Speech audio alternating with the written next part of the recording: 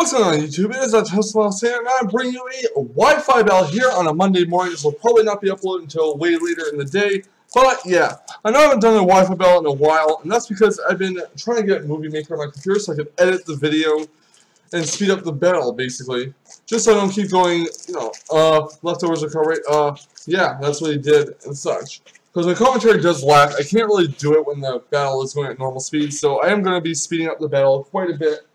And I will commentate over it that way, so I don't have to have an awkward silence in it. Now, this battle is going to be against PatSwayzee, a longtime follower of mine. We did an OU battle back, and this was a pretty old battle. Mostly because it was, well, in the back of my versus recorder. That basically tells me it was pretty old. And I wanted to share this battle because, well, yeah, it's against a longtime follower of mine. I told him I'd upload it.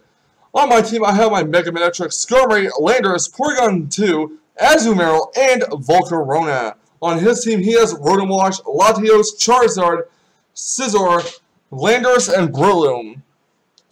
And on his team, the Mega is obviously Charizard. Let's be real here. Who's going to run a regular, non-Mega Charizard in OU? I don't think anyone would. Scizor is really good just as a standalone Pokemon without the Mega, but Charizard is pretty subpar without Mega.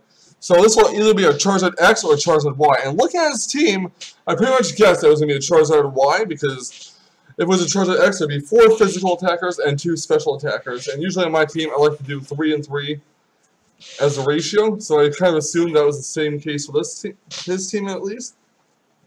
My team obviously has Mega Manectric. I mean, come on. We're not fortunate enough to have Mega Volcarona yet. Maybe we'll get that in the future. But yeah, with this all in mind, let's get on with the battle video.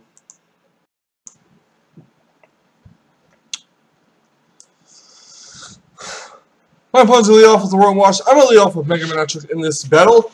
I'm going to go for the Flamethrower, thinking that he might switch to Landorus T. Worst case scenario, he switches to Landorus T and I get a nice neutral hit with Flamethrower, or actually best case scenario.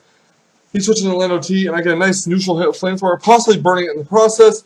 Worst case scenario, he stays in, which he did, and I get a decent chunk of damage off. But he does stay in, he goes to Hydro Pump, does over half, I Volt Switch out, and I go right into Porygon 2 because I'm pretty sure Porygon 2 is the only thing on my team that can really sponge in another Hydro Pump or a Volt Switch. So I do go into Porygon 2, tracing its Levitate, he goes for the Will-O-Wisp.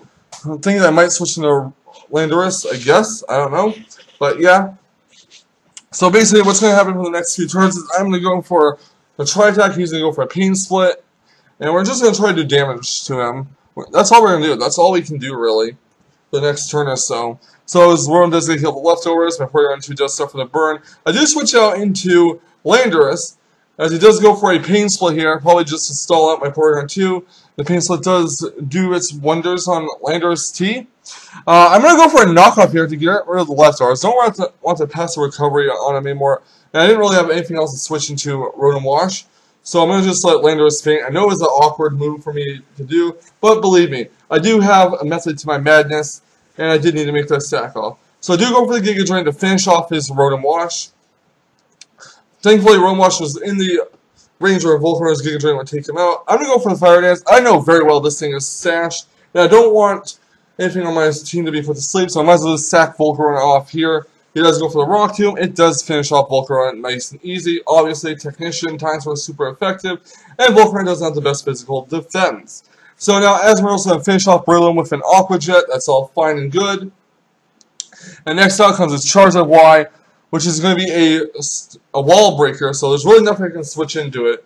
I might as well just keep Azumarill out there and do as much damage as possible with a Waterfall. He goes for the Solar Beam, hoping to take out my Azumarill, but it does not quite take out Azumarill because Azumarill has an Assault Vest on it. And I do go for the Waterfall, does way over 50%. I want to go for Aqua Jet here to finish off. However, he's not going to let that happen. He's going to switch in his Latios here. So I'll find good. I'm going to switch Azumarill out and go to 7th to the Skirmary. Risky play, I very well know that, but he does go for the Side Shock, doesn't do much, and he does switch his Latios out and switches into Charizard, which allows me to set up my Stealth Rocks. So basically, his Charizard should not switch out, or else, next time Charizard comes back in, he'll faint. I go into my Porygon 2 just to stack it off. Again, really nothing I can do here. I mean, let's be real here. He did go for the Focus Blast, he missed. He goes to the Focus Blast a second time, and it does hit and knocks out Porygon 2. So yeah, Porygon 2 is pretty much down. Next up comes my Mega Manectric. I'm going to go for the Volt Switch, I believe. I want to say go for the Volt Switch. He does switch out Charizard Y. He goes into Scizor, and I do get the Volt Switch off, which was a nice chunk of damage to his Scizor. Now his Scizor is obviously not the Mega, because we just saw a Mega Charizard Y come out to the field, and I do go my Skarmory. He does go for the U-turn, which fine. He's going to take some Rock Helmet damage. And he is going to go into Latios. No, he's going to go to Landorus. Never mind, I'm speaking ahead of myself. As he does get the Intimidate off, I do go for the Whirlwind. Just to hopefully blow in his Charizard Y to fade to the rocks. That's not going to happen, obviously. I go for the Iron Head, somehow outspeeding that Scizor. It does not kill, he goes with a Superpower, and that will basically finish off Scizor. I mean, this Scizor must be banded or something. But he does faint due to the Rocky Helmet. Skarmory is hanging there like a champ.